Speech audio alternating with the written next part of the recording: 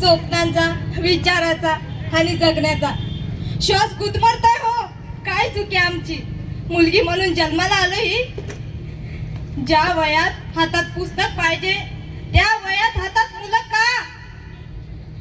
खेळण्याच्या, बागडण्याच्या वयात अंगावर जबाबदारी का?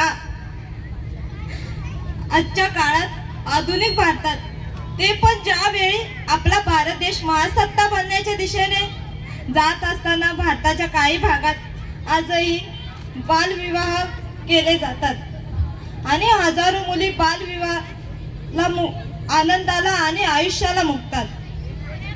एक स्त्री म्हणून, मुलगी म्हणून आदर प्रेम तर सोडाच, ती एक माणूस आहे याचाही विसर कितीतरी लोकांना आजच्या काळात सुद्धा पडलेला आहे. हसरे चेहऱ्यावरती भीती का? हसरे चेहऱ्यावरती भीती का? लहान वयात जबाबदारी का? आमच्याच नशिबी कोण मारा का? आमच्याच नशिबी कोण मारा का? हाच प्रश्न पडतोय मला, हाच प्रश्न पडतोय मला, हाच प्रश्न पडतोय मला.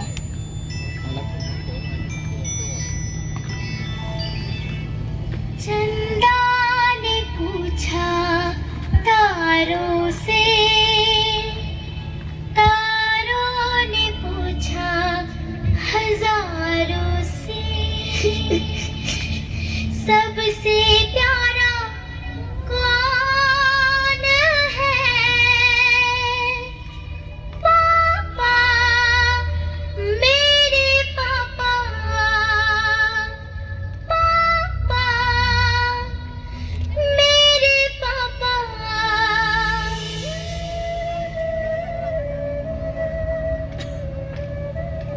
माझं ना माझ्या बाबांवर खूप प्रेम आहे, पण मला कधी सांगताच आलं नाही.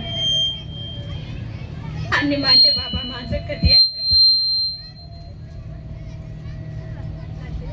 पण माझे बाबा ग्रेट आहे. ते माझे बाबा आहे.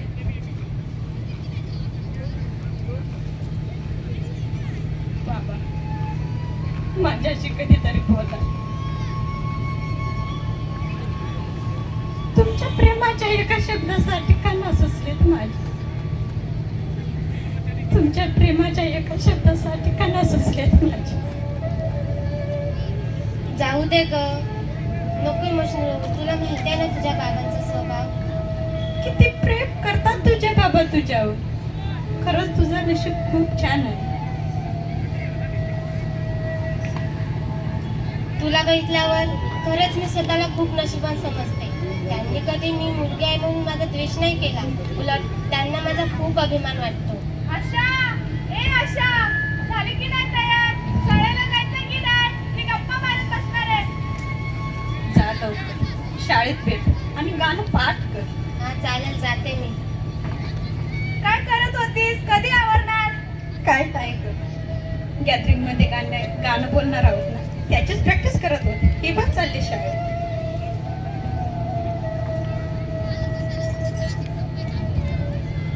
पुस्तकं हवीत हातात, बांगड्या नको अजून. पुस्तकं हवीत हातात, बांगड्या नको अजून. शिकायचं आहे मला, लग्न नको अजून, लग्न नको अजून. माझं बालपण परत द्या, एवढंच मागणं आहे. माझं बालपण परत द्या, एवढंच मागणं आहे. मुलगी लहान आहे पण स्वप्न मोठं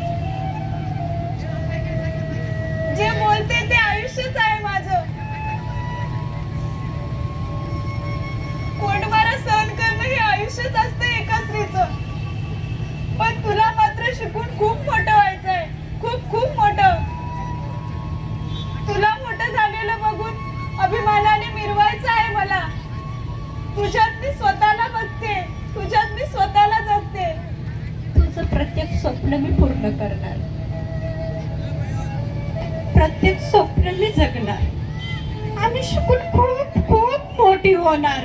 आली मोठी शिकून झेंडा लावणारी.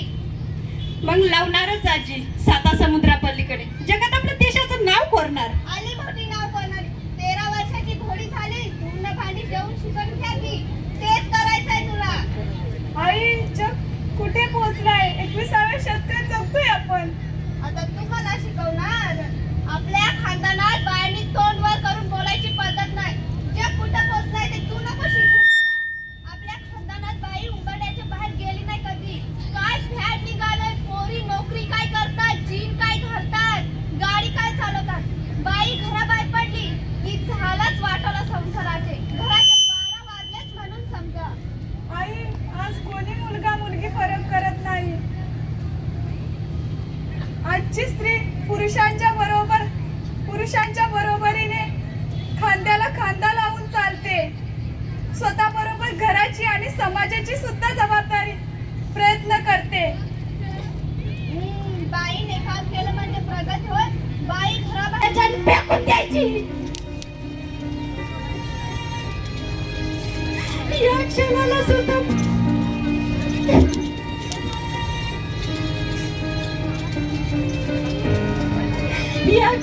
सुद्धा हे जग सोडून जाताना जग खिन्न होऊन जात.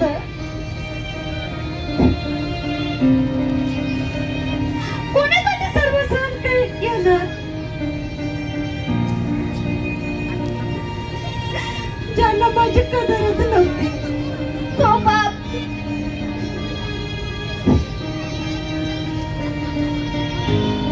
ज्यांनी मला जन्म दिला.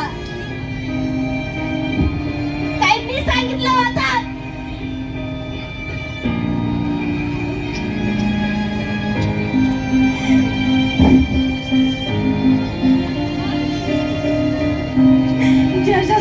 ज्याच्यासाठी सर्व सोडून, ज्याच्यासाठी आपलं अस्तित्व सोडून फक्त ज्याची सावली झाली.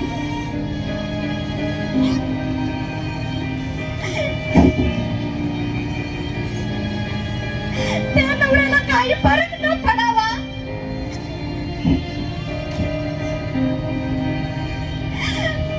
काय मानसिकता आहे? सर्व पुरुष जातीला मी दोषी नाही ठरवू शकत, पण काही नीच मानसिकतेचे लोक आमचा पोट मारा करून जिवंतपणे मरणे आत्ता देतात.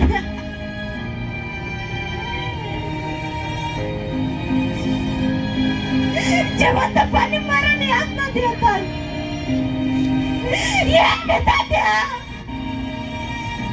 परत मुलगी म्हणून मला जन्म नको देऊस.